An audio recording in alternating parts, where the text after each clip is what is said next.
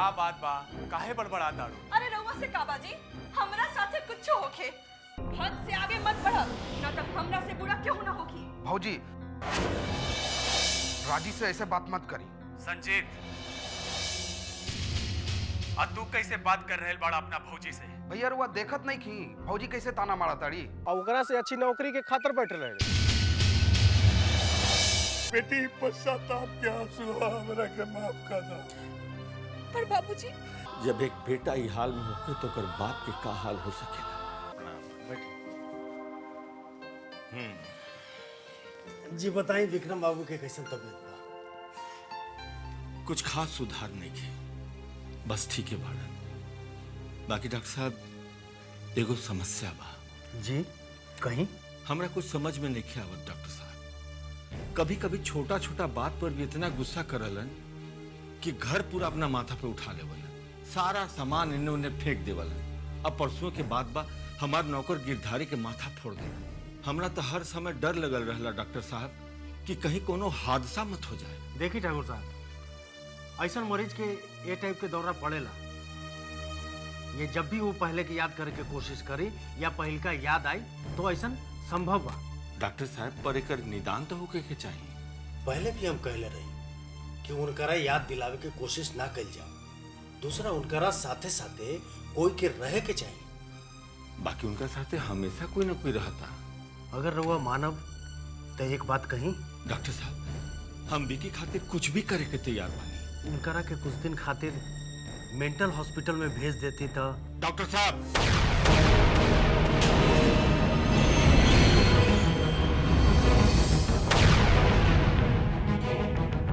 देखिए ये हम बहुत सोच समझ के कह रहे हैं, पर हमरा से नहीं हो सका डॉक्टर साहब। हम अपना विकी के पागलखाना ना भेज सकेले। रवा कहीं डॉक्टर साहब तो हम अपना घर में वो सारा व्यवस्था करवा दी जो हॉस्पिटल में रहेला। बाकी विकी के पागलखाना ना डॉक्टर साहब, ना डॉक्टर साहब ना। एक काम रहुआ और कर सकता है। उनका खातिर सबसे जरूरी बा कि सब काम रूटीन पर करल जाए। घर में लोग अलग अलग देखभाल करेला, ऐसे उनका नियम नहीं के बन पावत। इहो एगो कारण हो सकता दौरा पड़े के। रहुआ घर में 24 घंटा खातिर एगो नर्स रख ली जो उनका सही देखभाल कर सके। ये अच्छा रहे, हम ही कर सकता नहीं। बाकी डॉक्टर साहब, वो नर्स अपना जैसन ख्याल रखी था। ठाकुर साहब, सब पैसा के खेल बा। अच्छा पैसा देम तो अच्छा से रखबे करी। रुपया पैसा के कोनो चिंता नहीं है डॉक्टर साहब। बस रुआ अपना मन मुताबिक एगो नर्स ठीक करवा दी। जी एक मिनट।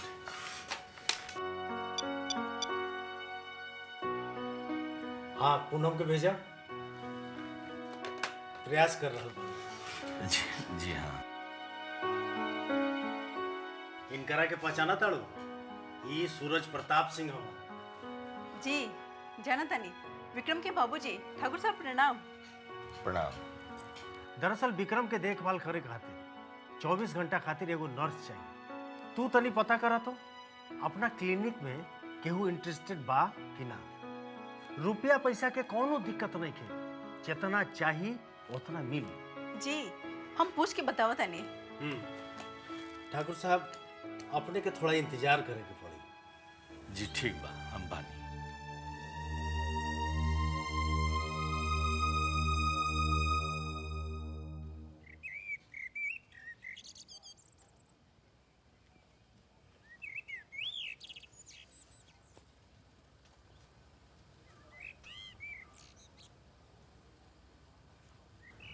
हे भगवान, बबुआ के उनकर सुधि, उनकर बुद्धि उनकर आके दे दी ताकि वो ऐसे ना भटकस।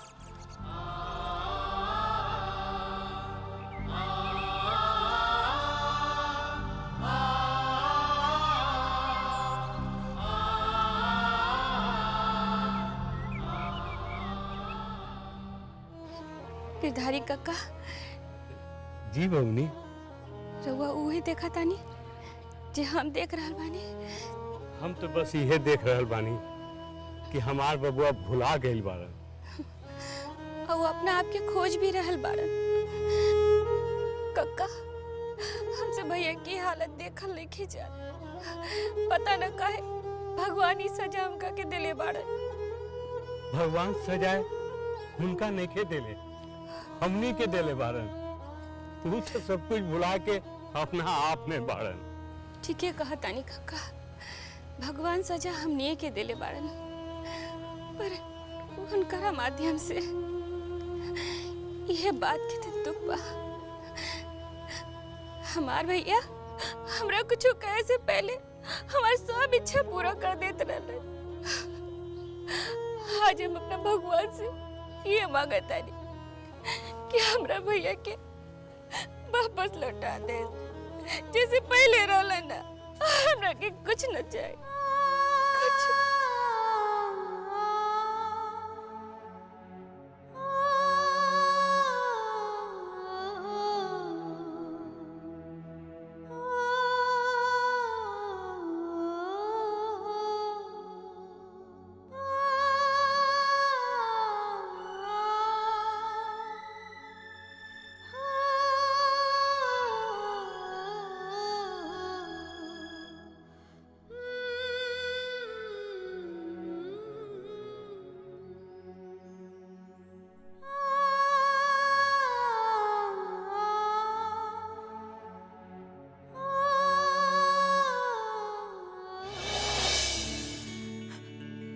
अरे का बात बा? ये का होता हो? अच्छा ये बात बा, सबसे छुपा छुपा के रोवल जाता है? भैया हमरा के अकेले छोड़ दी। मैंने काहे अकेले छोड़ दी? रोएला? भैया अरे सबसे पहले ये बताओ, इतना सुंदर सुंदर चेहरा पर ये गोल गोल लोर काहे डलमला रहल बा? हैं? एगो अपाइज लेके काय रोई भैया, जब तक के ओकर मन क्यों दुखोले ना होई। अरे अपाहिज तो कर दिमाग हुई, जे तारा का अपाहिज का। सुन रमा, भगवान कोई के शारीरिक या मानसिक कमी काहे देवेला? काहे कि भगवान के डर रहेला कि उनकर जगह कोई ले ली, समझ लो।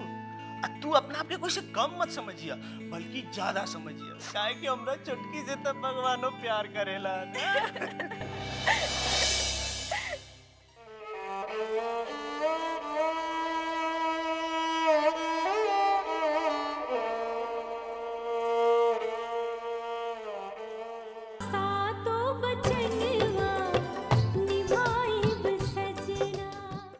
एक बात के ध्यान रहे, उनकरा के जबरदस्ती कुछ याद दिलावे के कोशिश ना कल जाओ। रौरा कुछ ट्यूशन काहे नहीं पढ़ा? इच्छा तो हमरो रहे, बाकी आंख धोखा दे रहा। आवा पूनम आवा। का भाई केहू बात बनल? जी ना, हम सभी नर्स से बात कर लेनी हा, बाकी केहू तैयार ना भइल। सभे के 8-10 घंटा वाला नौकरी चाहिए, 24 घंटा घर से बाहर कोई तैयार नहीं है। अरे हमरो घर में रहे से कि कोनो दिक्कत ना होगी, एकदम उनकरे घर ऐसा फैसिलिटी मिली। जब चाहिए छुट्टी लेकर अपना घरे जा सके। बाकी तू ये बतैलू है ना कि पैसा भी मन चाह मिली। जी सभी नौकरी करेगे तो चाहता, बाकी अपना घर से। अका तू चबू हमरा घरे रह के बिकी बबुआ के देखभाल करे खातिर? माफ करम ठाकुर साहब, हमरा कुछ मजबूरी बा। अब का उपाय बा डॉक्टर साहब? ठाकुर साहब चिंता मत करी, कौनो न कौनो इंतजाम हो जाए। तू सबके बता दो, कौनो अच्छी लड़की मिले तो हमरा के फौरन बताओ। जी डॉक्टर साहब। ठीक बा। प्रणाम ठाकुर साहब। प्रणाम। अब कुछ करी डॉक्टर साहब, हम अपना बबुआ विकी के और ज्यादा परेशान नहीं देख सकत। हम राउर दुख समझ सकता नहीं ठाकुर साहब। हम चाहता नहीं कि जल्द से जल्द एगो देखभाल करे खातिर लड़की राउर घरे भेज सके। जी धन्यवाद, हमरा रउआ पर पूरा भरोसा बा। अच्छा अब हम चलता नहीं। तत्काल जब तक केहू मिल नहीं के जात, एक बात के ध्यान रहे, उनकरा के जबरदस्ती कुछ याद दिलावे के कोशिश ना कल जाओ, और समय समय पर दवा दियात रहे। बाकी भगवान पर भरोसा रखे, केहू न केहू जल्दी मिली। जी अच्छा, प्रणाम।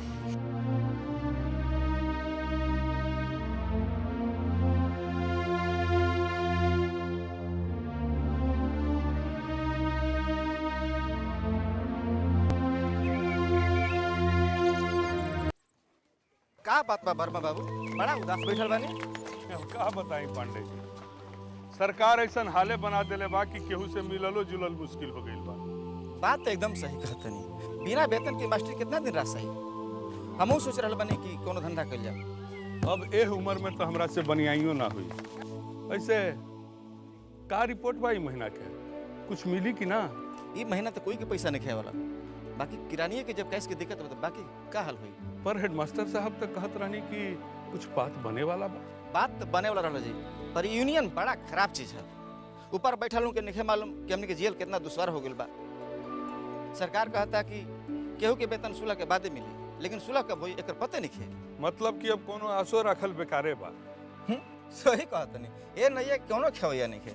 अरे जब ऊपर बैठल जिंदगी के खेवैया हमनी पर ध्यान नहीं खन देत तो ई नीचे वाले से का उम्मीद? एकदम सही कहतनी, हमहू कोनो व्यवसाय के बारे में सोच रहल बानी। ए आस पर कितना दिन से रहल तो जा। ठीक बा, हमरो के नौकरी पर रख ले, रउओ हुई बिना वेतन के काम करब, कम से कम टाइम तो पास हो जाई। रौरा कुछ ट्यूशन काहे नहीं पढ़ाओ, कुछ पैसा वैसा आ जाए। इच्छा तो हमरो रहे, बाकी आंख धोखा दे रहल बा। मास्टर साहब, का बात बा छोटकू? हेडमास्टर साहब कहले हैं रोज 6ठवां क्लास में पढ़ावे चल जाए। अच्छा ठीक बा, तू जा। अच्छा पांडे जी, चलो तनी मुफ्त शिक्षा दान करे। भगवान और शिक्षा दान के कुछ परिणाम निकालस। पांडे जी, आजकल के भगवान सरकार हो, और सरकार और मंत्री जे चाही उहे हुई। रौरा जौन बात कहत एकदम सुरह ना सही कहत। अच्छा तो ठीक बा, चलो तनी।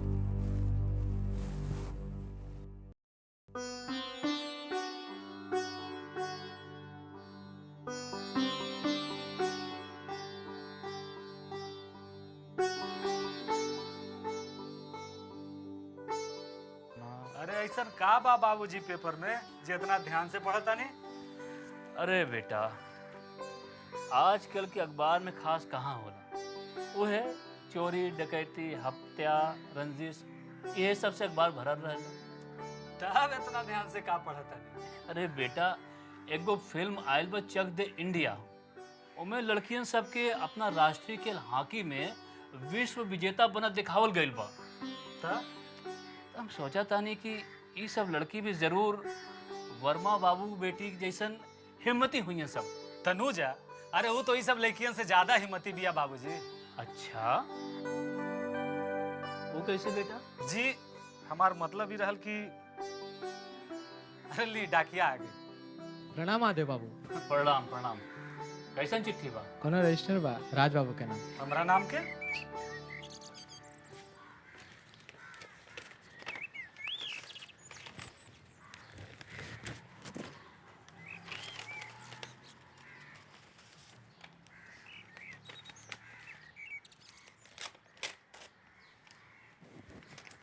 कैसन रजिस्ट्री बा बेटा?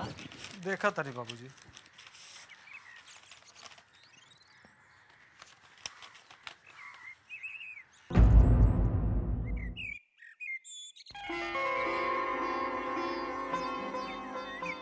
बाबूजी हमार नौकरी लग गई। कहाँ नौकरी? अरे तो बहुत खुशी की बात बा बेटा।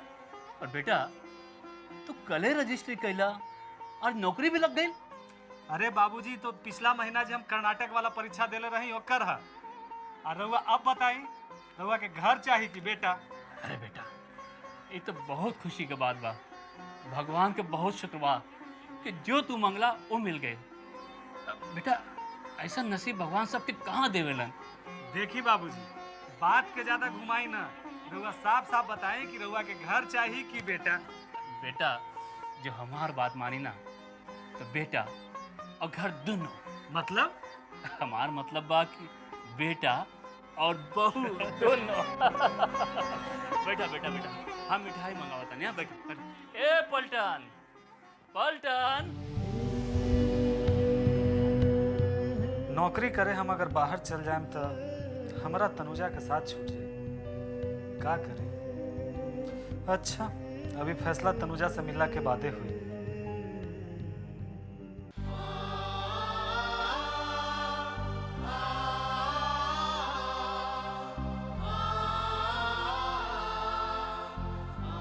मलकिनी मलकिनी, मलिका आ गई। मलकिनी का भइल? का कहलन डॉक्टर साहब? बताए ना का कहलन डॉक्टर साहब? वो तो कहलन की का बिकी बबुआ के पागल खाना में भेजता। का बाकी हम कह देनी कि ना, हमरा जीते जी हमारा बेटा पागल खाना में ना जाए न। फिर कहलन की एक ठो नर्स के इंतजाम कर लीजिए, 24 घंटा का देखभाल कर सके, समय पर दवा दारू कर सके। रउआ नर्स के इंतजाम कर देनी ना। अरे 24 घंटा ही घर में रहे वाला नर्स कहाँ मिलता?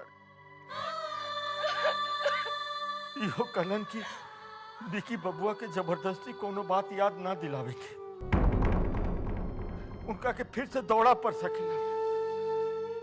हे भगवान, हमार बिकी बबुआ के देखभाल करे वाली लड़की कभी घर में आई, कभी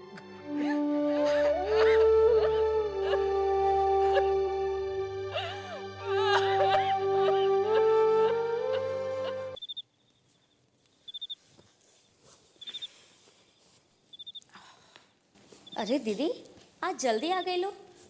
तू ही तो कल ही रहलू जल्दी आवे के। कल तो हर सहेली के का नाम हा? तनुजा। हाँ तनुजा इंतजार करके चल गईलन। आज ओकरा से तो मिलवावे के रहलू ना? पर सुबह से ना ओकरा फोन आयल ह ना अभी ले ऊ आयल ह। वैसे ओकर बाबूजी से खबर भेजवा दिले बानी। बहुत अच्छा, पर वैसे ओकरा हमरा से का काम बा? ओ अरे ये तो हम बतावे कि बिसर गईली, हमहू भुलक्कर हो गई बानी। दरअसल ओकर घर के हालात अच्छा नहीं थे, ओकरा नौकरी के तलाश बा। वो बहुत अच्छा लड़की बा दीदी। अच्छा, वो नौकरी खातिर घर से बाहर रह सकता? काहे? दरअसल विक्रमगंज के ठाकुर साहब के बेटा के देखरेख खातिर एगो केयर टेकर चाहिए, जे उनकर घर में रह के उनका देखभाल अच्छी तरह से कर सकी और रुपया पैसा भी अच्छा मिले। पर दूसरा के घरे रह के यही समस्या बा, यही से आज तक केहू तैयार नहीं खे भइल। बाकी तू पूछ लिहा, शायद तैयार हो जाइए। जेकरा बाबू ट्यूशन पढ़ावेला मना करेलन, वो दूसरा के घरे कैसे रहे दिहन?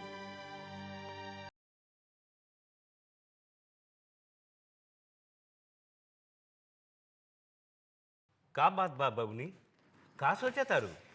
कुछ नहीं काका, बस ऐसा ही। इला हम तारा के तोहार कमरा में से खोज के आवतानी, आ तू हिया बैठल बाड़ू। अकेले रह के आदत जी पड़ गले बा काका। भैया ठीक रहलन तब बात कुछ और रहे, पर अब तो देखा बेटी, ये सब अकट बखेर बात दिमाग से निकाल दे, तू जाके सूत जा। काका हम अकट बखेर ना सोचतानी। तब का सोचा तारू? ई सब जौन घर में भइल ह वो ठीक ना भइल ह। ओहो, बूझ गईनी। देखा बेटी, जहाँ 10 गो बर्तन रही तो आपस में तनी लड़बे करी। काका हम लोग आदमी हैं सन, बर्तन नहीं हैं। हाँ, आदमी के चाल तक बर्तनों से खराब होला, कबो कबो तो बिना बात के आपस में लड़ेला। तू चिंता जिन कर, ई दूध पीला और जाके सूत रहा। हमरा के बबुआ लगे जाए के बा, ठीक बा? चिंता के बाद तब बा काका, बाबूजी के परेशानी दिन पर दिन बढ़ल जाता। हम का करी?